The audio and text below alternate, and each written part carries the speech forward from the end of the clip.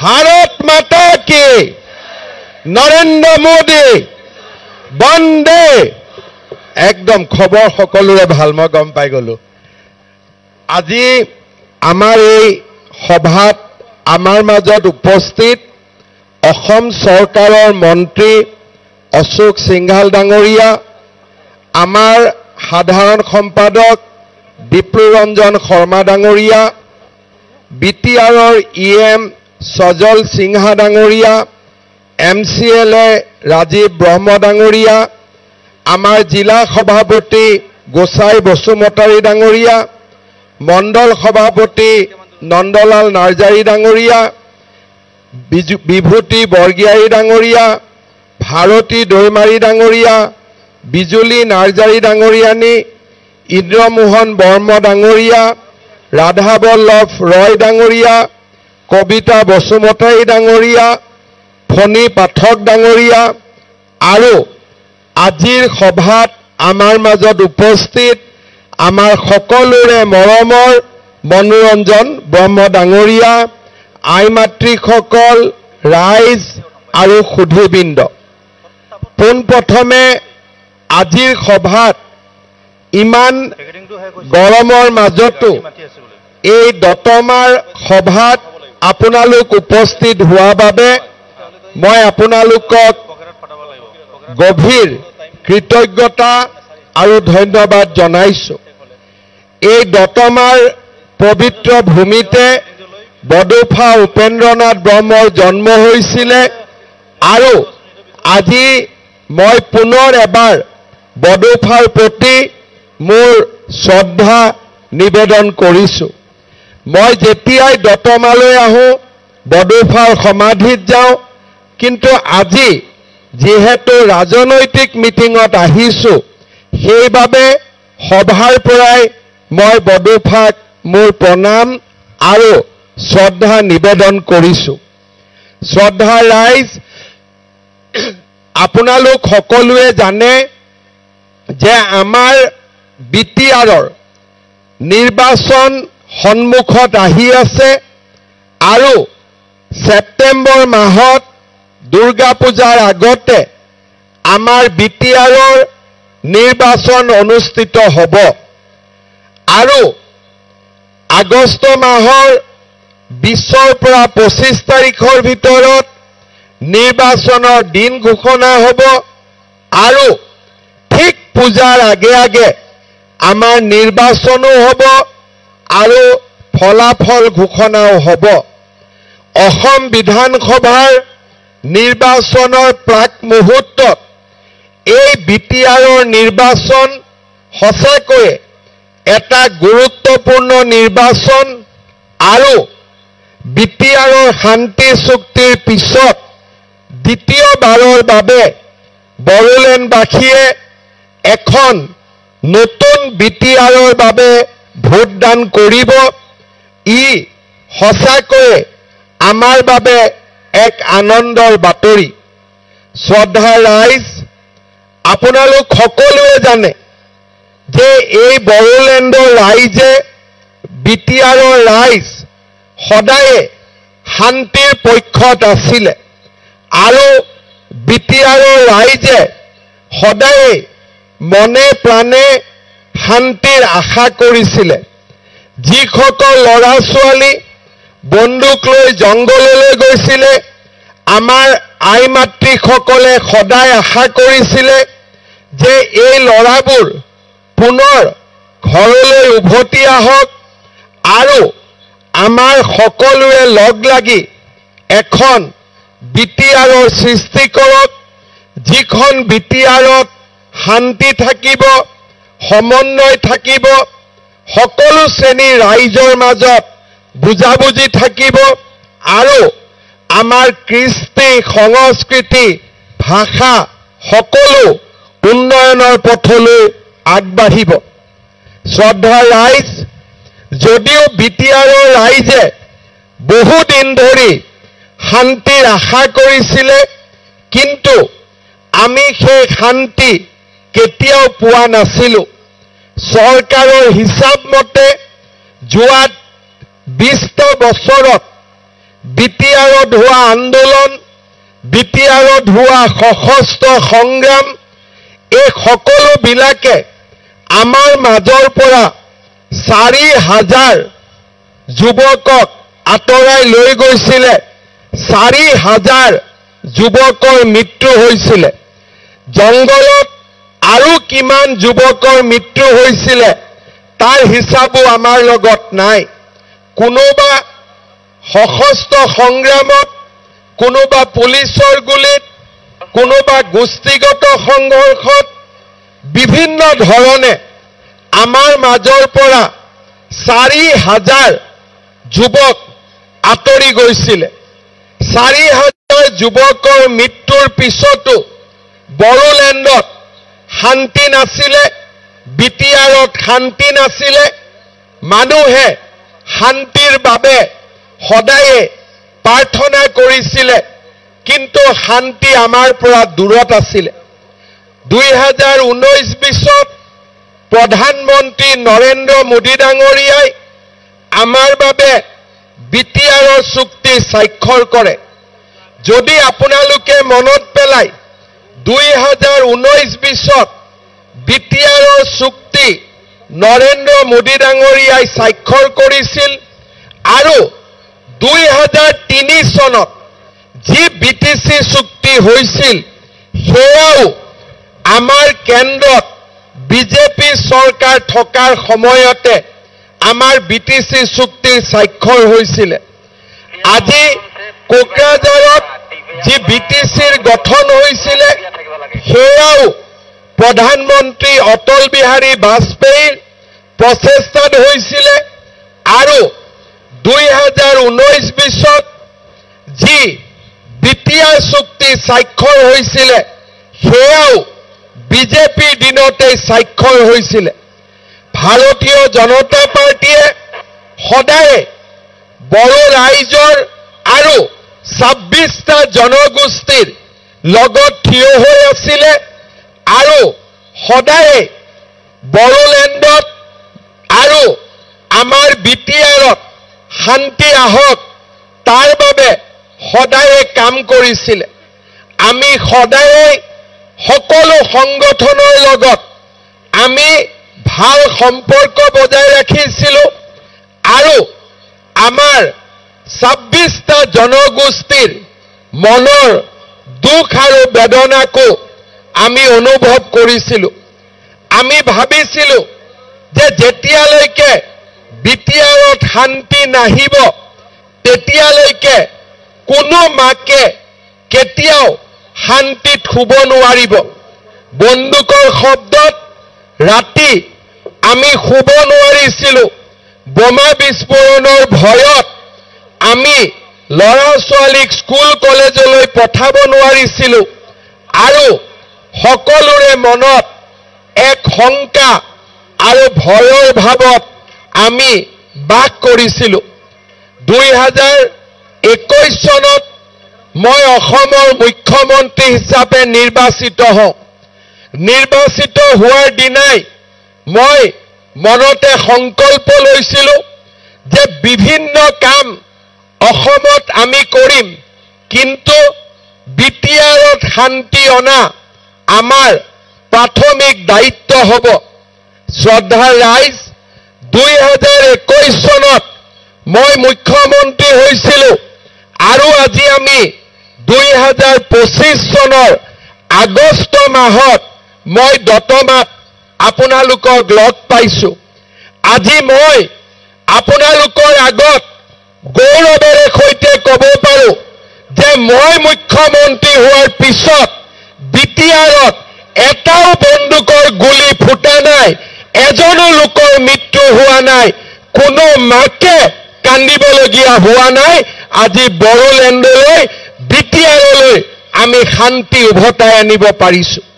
অসমত বহু মুখ্যমন্ত্ৰী আছিলে, কিন্তু 5 বছৰত এটাও বন্দুক ফুটা নাই, 5 বছৰত এটাও গোষ্ঠীগত সংঘৰ্ষ হোৱা নাই, 5 বছৰত এটাও বোমা বিস্ফোৰণ হোৱা নাই। হাজাৰ হাজাৰ ল'ৰা জংগলৰ পৰা মাকৰ বুকুলৈ উভতি আহিছে।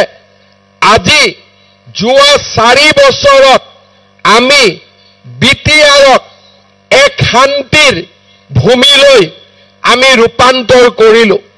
আজি মই ধন্যবাদ জনাম নিখিল বড়ো ছাত্ৰ সন্থা, বড়ো সাহিত্য সভা আৰু আমাৰ 26টা জনগোষ্ঠীৰ দল সংগঠন সকলোকে যে আপোনালোকৰ প্ৰচেষ্টাত আৰু আপোনালোকৰ সহযোগিতাত আজি আমি বিটিআৰলৈ সম্পূৰ্ণ শান্তি উভতাই আনিবলৈ সক্ষম হৈছোঁ। শ্ৰদ্ধা ৰাইজ, আমি বিটিআৰক আৰু এবাৰ অশান্তি নিবিচাৰো। আমি বিটিআৰত আৰু এবাৰ আন্দোলন নিবিচাৰো।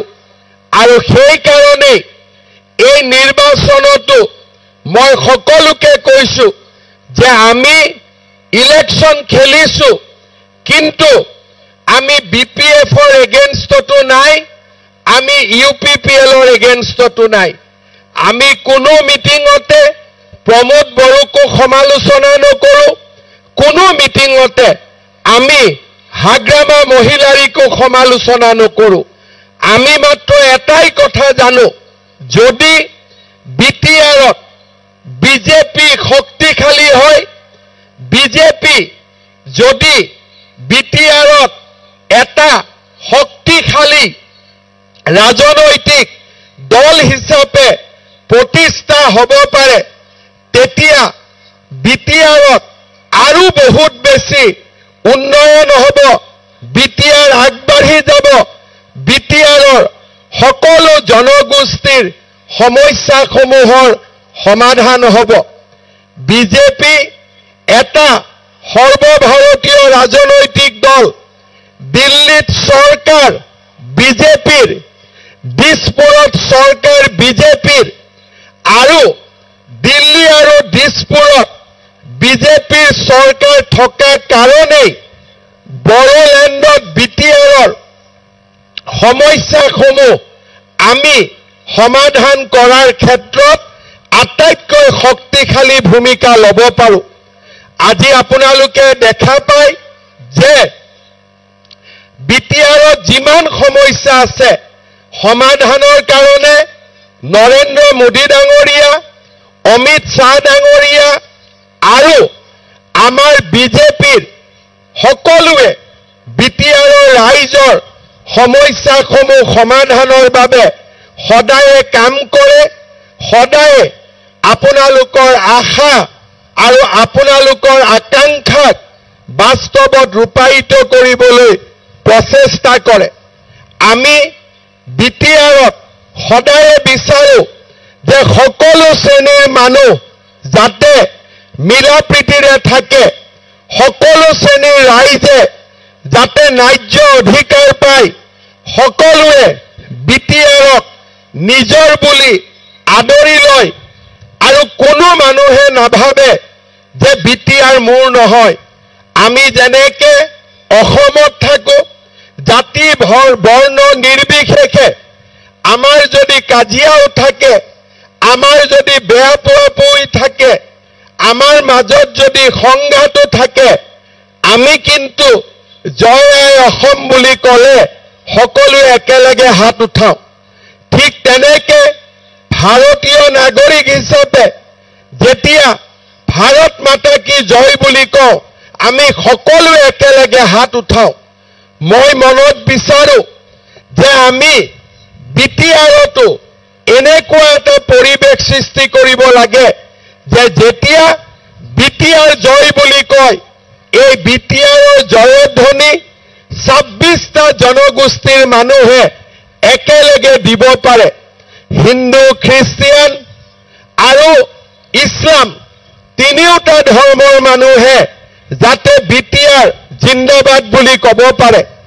বড়ো সকলৰ লগতে আমাৰ আদিবাসী, ৰাভা, শৰণীয়া কছাৰী, মদাহী, বৰ্মন কছাৰী, আমাৰ গোৰ্খা সমাজ, আমাৰ বঙালী ভাষী সমাজ, সকলো আমাৰ আদিবাসী, সান্থাল সকলো ৰাইজে যাতে একেলগে যেনেকে আমি ভাৰত মাতা কি জয় বুলি ক'লে সকলোৱে জয় ধ্বনি দিয়ে।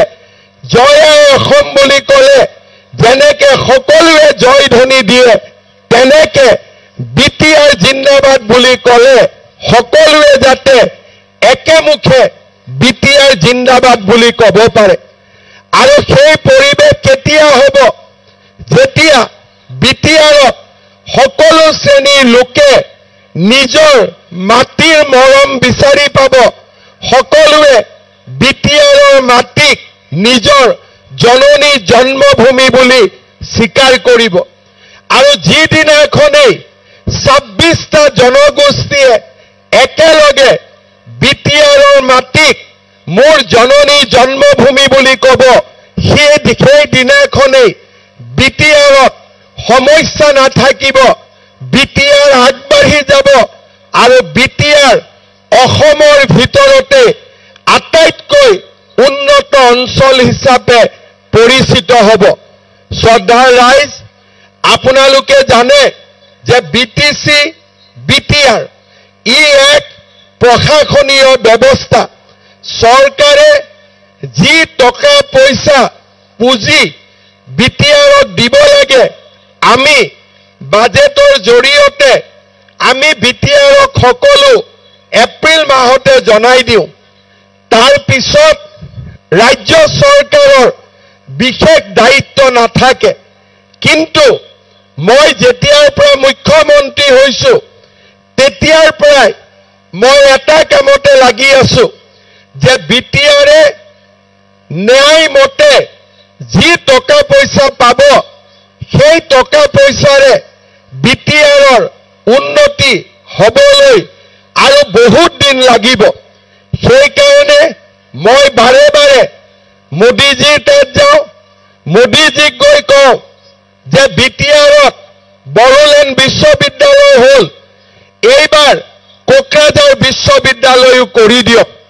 মই মোদীজীক গৈ কওঁ যে অসম মালৰ ৰাস্তা BTRৰ কাৰণে দিয়াৰ ব্যৱস্থা কৰক। মই মোদীজীক গৈ কওঁ যে আমাৰ বিদ্যালয়বিলাক প্ৰাদেশিকৰণৰ ব্যৱস্থা কৰক। মই মোদীজীক গৈ কওঁ যে BTRত কোকৰাঝাৰত 100 কোটি টকা খৰচ কৰি ফুটবল ষ্টেডিয়াম নিৰ্মাণ কৰক। মই মোদীজীক কওঁ যে কোকৰাঝাৰত মেডিকেল কলেজ নিৰ্মাণ কৰক, তামুলপুৰত মেডিকেল কলেজ নিৰ্মাণ কৰক, ওদালগুৰিত মেডিকেল কলেজ নিৰ্মাণ কৰক। য'ত কলেজ নাই তাত কলেজ নিৰ্মাণ কৰক। য'ত বানপানীৰ সমস্যা আছে, BTRলৈকে অপেক্ষা কৰিব নালাগে। আমি বেছিকৈ টকা দি বানপানীৰ সমস্যা সমাধান কৰিব লাগে। অৰ্থাৎ আমি যিখিনি কৰিব লাগে তাতকৈও সদায় BTRৰ উন্নতিৰ বাবে বিজেপিয়ে এখোজ আগুৱাই গৈ আমি ৰাইজৰ বাবে কাম কৰি আছো আৰু ৰাইজক উন্নতিৰ পথলৈ লৈ যোৱাৰ বাবে আমি প্ৰচেষ্টা কৰি আছো। BTRত কেতিয়াও যাতে অশান্তি নহয়, তাৰ বাবে আমি BTRৰ স্থায়ী শান্তিৰ বাবে প্ৰগতি আৰু বিকাশৰ আমি সদায়ে নতুন নতুন আঁচনি আমি হাতত লৈছো। যোৱা কেইদিনমান আগতে কোকৰাঝাৰত অমিত শ্বাহ ডাঙৰীয়া নিখিল বড়ো ছাত্ৰ সন্থাৰ অধিৱেশনত যোগদান কৰিবৰ বাবে আহিছিল।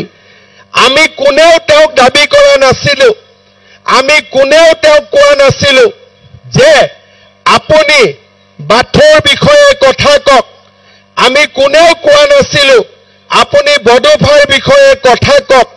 কিন্তু অমিত শ্বাহ ডাঙৰীয়াই নিজে তেখেতে আমাৰ মনৰ কথাখিনি তেওঁ নিজে কৈ গৈছিলে।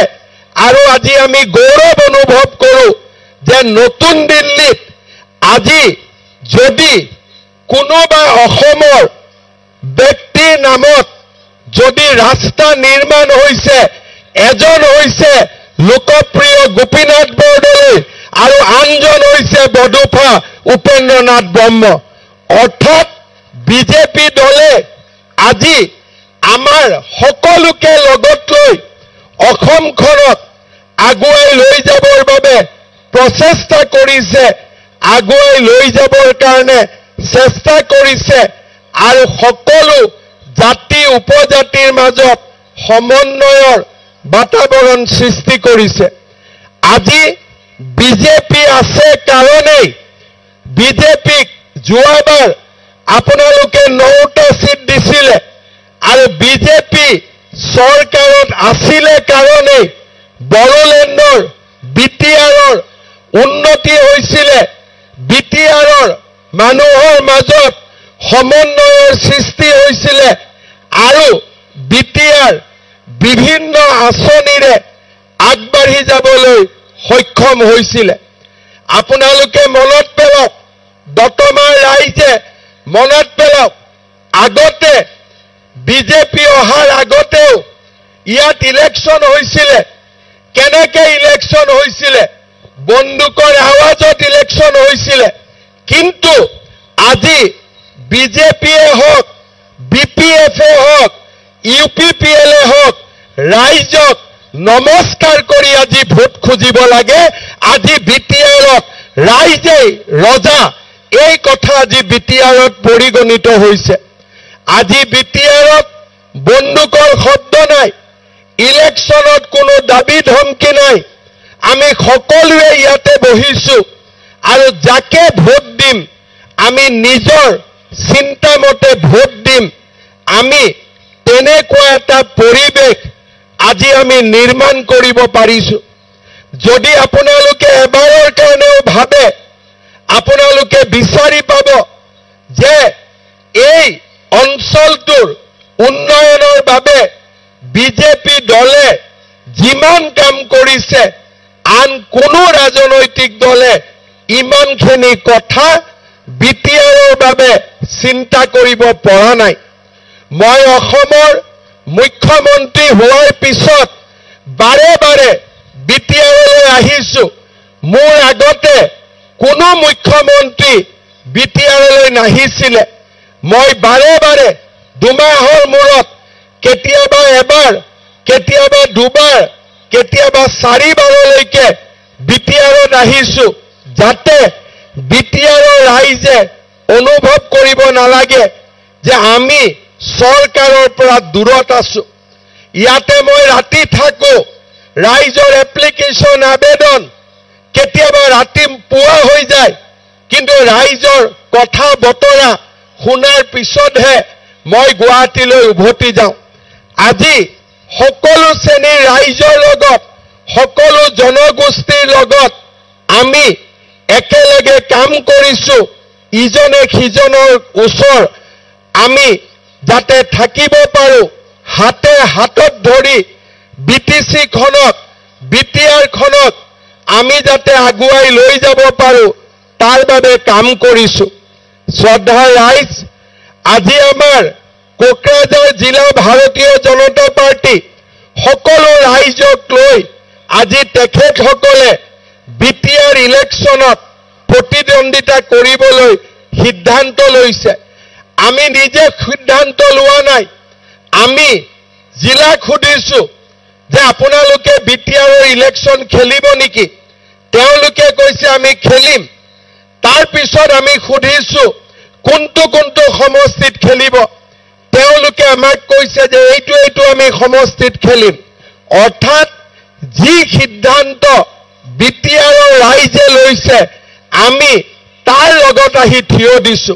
অৰ্থাৎ বিজেপি দল, বিটিআৰৰ ৰাইজৰ দল আৰু বিটিআৰৰ ৰাইজে বিচৰা মতে আমি বিজেপি দলৰ কাৰ্যকৰ্তাসকল আগবাঢ়ি যাব বিচাৰিছো।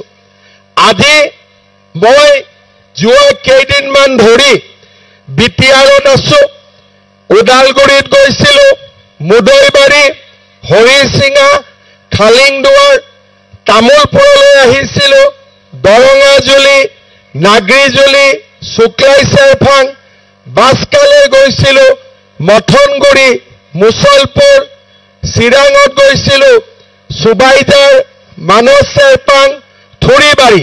এই গোটেইকেইটা সমষ্টিতে মই যোৱা 4 দিন ঘূৰিছো আৰু আপোনালোকক মই ক'ব পাৰো মোৰ অভিজ্ঞতাৰ পৰা এই গোটেই কেইটা সমষ্টিতে এবাৰ বিজেপি দল বিজয়ী হ'ব ৰাইজে বিজেপি দলক জিকাবৰ বাবে সিদ্ধান্ত গ্ৰহণ কৰিছে সেইবাবে মই বিশ্বাস কৰোঁ যে এইবাৰৰ বিটিআৰৰ নিৰ্বাচনত বিজেপি দলে আটাইতকৈ বেছি সংখ্যক ভোটত জয়লাভ কৰি আমি এক শক্তিশালী ভূমিকা গ্ৰহণ কৰিব পাৰিম আমি বিচাৰো যে আমি যাতে দতমাটো জিকিম নে নাই দতমাত অলপ ডাঙৰ কৰি কওক দতমাত বিজেপি জিকিব নে নাই পাক্কা জিকিব আপোনালোকে ভোট দিব পুৰা পাক্কা আপোনালোকক মই এটাই কথা কম যে আমি কোনো পাৰ্টিৰ এগেইনষ্টত নহয়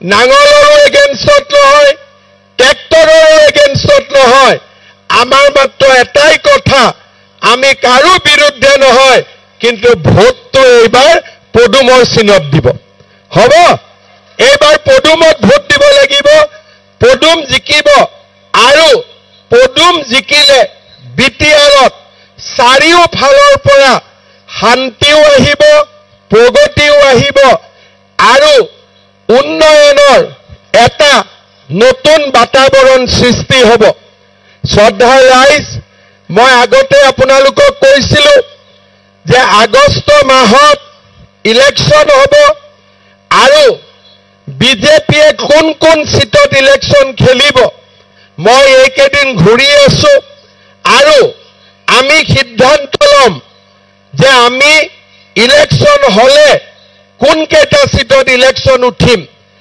এইবাৰ মই আমাৰ নেতাসকলক সোধা নাই আমাৰ লিডাৰক সোধা নাই এইবাৰ মই পাব্লিকক সুধিছো যে আপোনালোকে বিজেপি উঠাটো বিচাৰে নে নাই যিকেইটা জাগাত মই গৈছো সবেই কৈছে যে আমি বিজেপি উঠাটো বিচাৰো দতমা ৰাইজেও কওক বিজেপিক বিচাৰে নে নিবিচাৰে পাক্কা বিচাৰে সেইফালে ৰাইজে কোৱা নাই পিছফালে বিজেপি উঠিব লাগে নে নাই লাগে বিজেপি উঠিব লাগে নে নাই ঠিক আছে আপোনালোকে নিজে কৈছে যে এইবাৰ বিজেপি উঠিব লাগে আৰু বিজেপিক আমি অকল ইলেকশ্যনত উঠাম নে ইলেকশ্যনত জিকাম এইটো কৈ দিয়ক উঠাম নে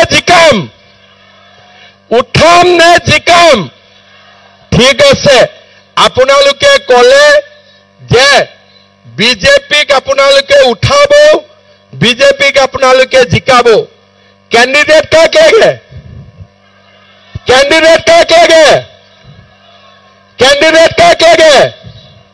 ठीक है আপোনালোকে যাক कैंडिडेट বিচাৰে আমি তাকে कैंडिडेट দিম হ'ব আপোনালোকে যাক বিচাৰে তাকে कैंडिडेट দিম হ'ব পাক্কা জিকাব আপোনালোকে একদম জিকাব বঢ়িয়া গতিকে আমি আজি সিদ্ধান্ত ললো যে দতমাত আমি ইলেকশ্যনো খেলিম আৰু কোনে খেলিব যাক আপোনালোকে বিচাৰে হ'ব পাক্কা পাছ হৈ গ'ল গোটেই অসমত গম পাই গ'ল যে দতমাত বিজেপি ইলেকশ্যন খেলিব ঠিক আছে জিকোৱাৰ দায়িত্ব আপোনালোকে ল'ব হ'ব মোৰতো ইয়াত ভোট নাই মই কথাহে ক'ব পাৰো ভোট দিবতো নোৱাৰো ভোট আপোনালোকে দিব লাগিব ধুনীয়াকৈ ভোট দিব কাৰো বিৰুদ্ধে নক'ব মাত্ৰ এটাই কথা ক'ব যে মোদীক ভোট দিলে বিটিআৰত শান্তিও থাকিব বিটিআৰত উন্নতি থাকিব আৰু সকলো শ্ৰেণীৰ ৰাইজ বিটিআৰৰ ৰাইজ আগবাঢ়ি যাবলৈ সুবিধা পাব পুনৰ এবাৰ আজিৰ এই সুন্দৰ সভাত দতমাত বিজেপিৰ ইমান ডাঙৰ মিটিং হ'ব মইতো কেতিয়াও ভাবা নাছিলো মই ভাবিছিলো 200-300 মানুহ থাকিব কিন্তু বিজেপিৰ আজি ইমান ডাঙৰ মিটিং হৈছে দতমাত মই দতমা ৰাইজক নমস্কাৰ কৰিছো ধন্যবাদ জনাইছো প্ৰণাম জনাইছো সঁচাকৈ মোৰ মনটো বহুত ভাল লাগিছে যে সকলো জাতিৰ মানুহ আহিছে সকলো গোষ্ঠীৰ মানুহ আহিছে আৰু সকলো সম্প্ৰদায়ৰ মানুহ আহিছে আৰু দতমাত আগে পিছে আমি মিটিং কৰো বিজেপি আৰু বিপিএফৰ মিটিং হয় যুটীয়াভাৱে, নহলে বিজেপি আৰু ইউপিপিএলৰ মিটিং হয় যুটীয়াভাৱে, কিন্তু অকলে বিজেপিৰ ইমান ডাঙৰ মিটিং কেতিয়াও হোৱা নাছিল। পিছফালেও গেলাৰীত মানুহ বহি আছে, এইফালেও গেলাৰীত মানুহ বহি আছে। তাৰ মানে সকলো ৰাইজে বিজেপিক আশীৰ্বাদ দিব। ইলেকশ্যনত মই আকৌ এবাৰ আহিব, আপোনালোকক যত্ন কৰিম। তেতিয়ালৈকে আপোনালোকৰ সমস্যাসমূহ মই বুজি পাম আৰু সমস্যাসমূহ সমাধানৰ কাৰণেও আমি চেষ্টা কৰিম। মোক আমাৰ ইয়াৰ ৰাইজে কেইবাটাও কথা লিখিছে যে এখন চাৰফাংগুৰিত আমাক সুন্দৰ ষ্টেডিয়াম লাগে আৰু ৰাইজে কৈছে যে লংগা গুঙিয়া নদীত যি গৰাখহনীয়া হয় তাৰ প্ৰটেকশ্যনৰ ব্যৱস্থা কৰি দিব লাগে। লাগে নেকি? ৰাইজে লিখিছে, লগতে লিখিছে যে ৰামফাই বিলত এটা মাল্টিপাৰপাছ অডিটৰিয়াম লাগে। লাগে নেকি? আপোনালোকে আৰু কি লাগে এইকেইদিন আপোনালোকে ধুনীয়াকৈ কাগজত লিখি আমাৰ গোসাই বা মনোৰঞ্জনক দিব। অহাবাৰ যেতিয়া মই মিটিঙত আহিম, দতমা ৰাইজক কি লাগে একেলগে মিটিঙতে মই কৈ থৈ যাম, যাতে এছেম্বলি ইলেকশ্যনৰ আগতে দতমা ৰাইজৰ কাম আমি কৰি দিব পাৰো, দতমাক আমি উন্নয়নৰ পথলৈ লৈ যাব পাৰো। জিকিম নে নাই দতমা? জিকিম নে নাই? পাক্কা জিকিম?